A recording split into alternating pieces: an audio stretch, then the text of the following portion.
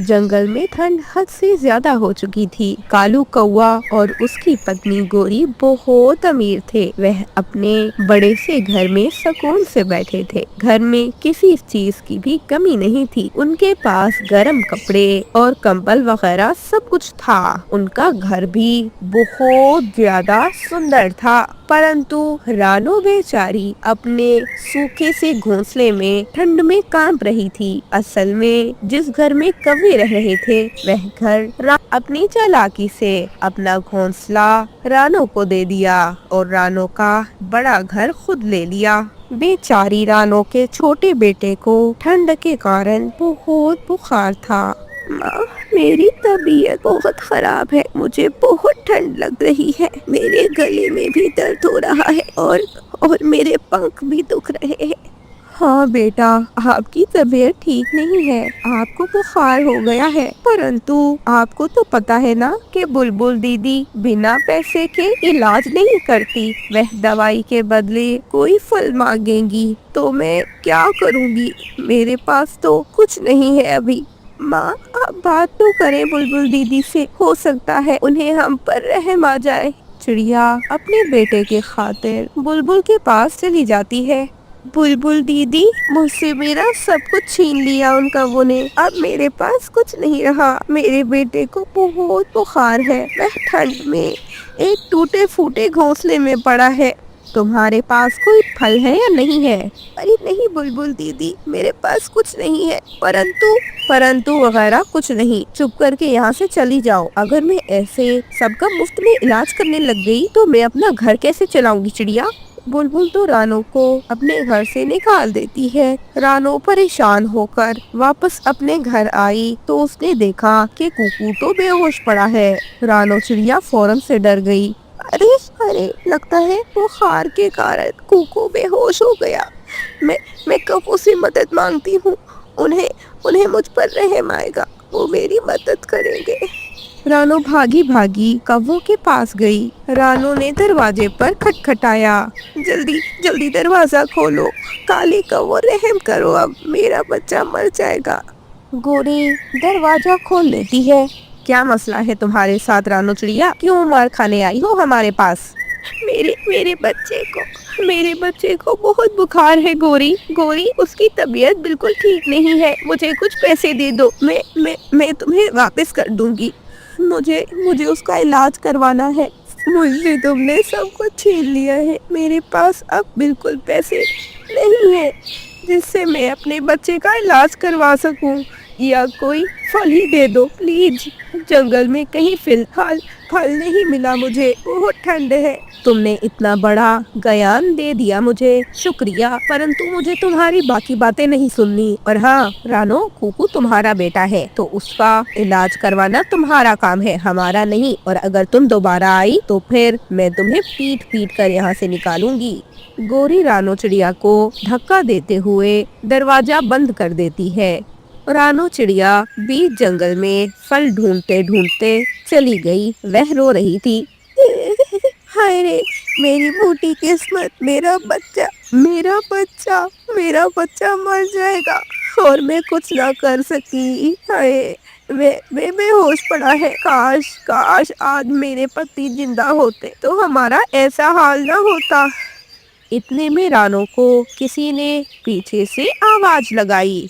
रानो, इधर देखो रानो। रानो ने पलटकर देखा तो सामने एक बहुत सुंदर सी परी थी। हर परेशानी का हल निकल आता है रानो, परंतु किस्मत को बुरा नहीं कहना चाहिए। किस्मत का क्या दोष, किस्मत सबकी अच्छी होती है। परंतु तुम इतना परेशान क्यों हो? तुम क्यों रो रही हो? क्या हुआ तुम्हारे बच्चे को? सारी बात बताओ ना रानो। बस फिर क्या था? फिर रानो रोते रोते उस परी को सारी बात बताती है। अरे, इतनी परेशान हो रही हो तुम इतना परेशान ना हो। तुम्हें फल चाहिए? मैं तुम्हें एक जादुई छड़ी दूंगी। तुम उस छड़ी को घुमाकर जो बोलोगी वह तुम्हारे सामने होगा।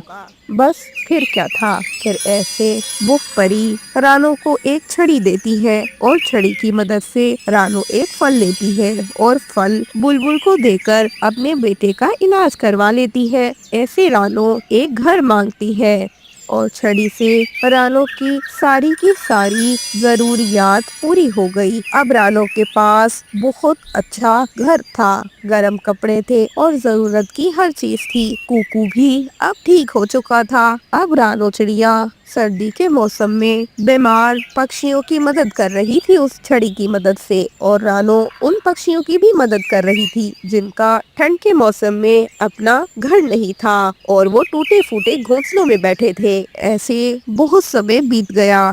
अब रानो को लगा कि उसे इस छड़ी की कोई जरूरत नहीं रही, इसीलिए रानो वापस उसी जगह आ गई जहाँ से वह उसे परी को लौटा सके। परी को रानो ने बुलाया ही के परी फौरन सामने आ गई। परी का रानो ने बहुत बहुत धन्यवाद किया। परी जी बहुत बहुत धन्यवाद, परंतु अब मुझे ये छड़ी नहीं चाहिए। मुझे किसी चीज की कमी नहीं और मैंने बहुत से पक्षियों की भी मदद की है। नहीं चिड़िया, ये मैंने तुमसे लेने के लिए तो नहीं दी थी, परंतु ठीक है, तुम मुझे ये लौटा दो। परंतु आने वाले वक्त में कभी तुम्हें मेरी जरूरत पड़े तो मुझे जरूर बताना। आपका बहुत बहुत धन्यवाद। आपको पता है आप बहुत अच्छी हैं। आपकी वजह से आज मेरा बेटा जिंदा है, वरना उन कौवों ने तो बहुत अत्याचार किया था हम पर। दूसरी ओर कालू कौवा रानो का वो घर जो कि उन्होंने रानो से ही चोरी छुपे लिया था, चालाकी करके अब वो घर बेच दिया था। और तो और जितने भी उनके पास पैसे थे वो खर्च हो गए। उनके पास अब कुछ नहीं था। अब वो भी एक टूटे फूटे घोंसले में बैठे थे और पछता रहे थे। रानो चिड़िया ने पूरे 7 अंडे दिए हुए थे। उसकी सास और उसका पति बहुत खुश थे, उनके अंडों से बेटे निकलेंगे। परंतु कुछ ही दिन बाद रानो चिड़िया के अंडे फूट गए और अंडों से 7 बेटियां निकली, जिन्हें देखकर तो सास और रानो का पति बहुत ज्यादा गुस्से में आ गए। अब रानो पर वह दोनों चिल्ला रहे थे, अरे कलमुही, तू है ही ऐसी। हाँ, क्या क्या सपने देखे मैंने, और तूने तूने मेरे सारे सपने तोड़ दिए। हाय रे, मेरी तो किस्मत फूटी। आकाश आकाश, अब बता तेरी ये पत्नी कितनी बुरी है। इसके 7 अंडों से बेटियां निकली। हाय रे, इन बेटियों को तू सारी जिंदगी खिलाता पिलाता रहेगा मेरे बेटे। हाय, तेरी तो जिंदगी खत्म हो जाएगी इनको खिलाते पिला। परंतु परंतु इनका पेट नहीं भरेगा। आखिर में तुझे इन्हें बहुत दहेज देना पड़ेगा। फिर भी तेरी जान नहीं छूटेगी। फिर भी ये अपने पति के साथ तेरे पास आती रहेंगी पैसे लेने। तेरी तो जिंदगी ही बर्बाद हो गई बेटे।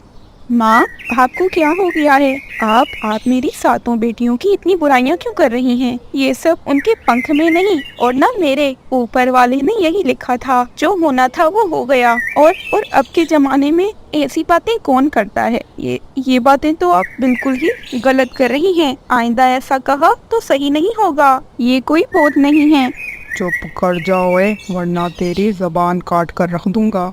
रानू चुप हो गई और कुछ दिन इसी तरह बीत गए। दोनों माँ बेटा आपस में सलाह मशवरा कर लेते हैं कि रानू की 7 बेटियों को कैसे मारना है। कुछ दिन बाद पापा चिड़िया और मम्मा चिड़िया आपस में बातें कर रहे थे कि पापा चिड़िया फौरन से रानू चिड़िया से कहता है, रानो, आज मेरा बहुत मन कर रहा है कि मैं अपनी प्यारी प्यारी बेटियों को कहीं घुमाने ले जाऊं। ऐसा करता हूँ, आज मैं मुन्नी को नदी पर लेकर जाऊंगा अपने साथ, सही है ना? फिर ऐसे अपनी बाकी प्यारी प्यारी बेटियों को भी घुमाने लेकर जाऊंगा।